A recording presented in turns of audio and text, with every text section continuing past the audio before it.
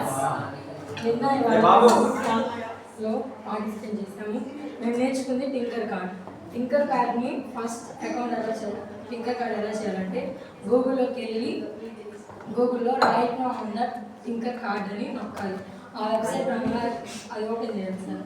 తర్వాత 3 ఆప్షన్స్, దాని కింద పర్సనల్ అకౌంట్ ఉండేది. పర్సనల్ అకౌంట్ మీద టచ్ చేయాలి. లేదా మనం అనుకుంటే మన పర్సనల్ అకౌంట్ లేదా గూగుల్ అకౌంట్ మన ఫాదర్ అకౌంట్ ఆన్ చేయాలి.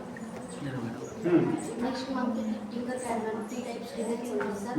ఫస్ట్ వన్ వచ్చేసి 3D డిజైన్, సెకండ్ వన్ వచ్చేసి సర్క్యూట్ డిజైన్, థర్డ్ వన్ వచ్చేసి కోడ్ బాక్స్ సార్.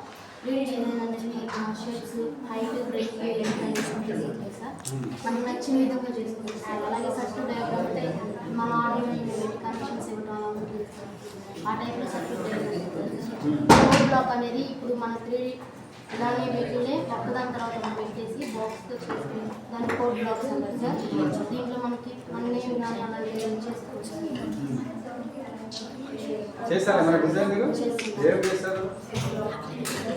నిన్ననే నేర్చుకున్నారా? ఇంకా రాదు. ఏ సర్వీస్ సార్?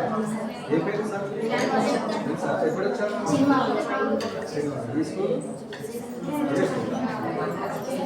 సో దాన్ని ప్రాక్టీస్ చేయాలి.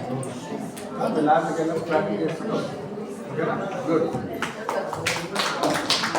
ఓకే.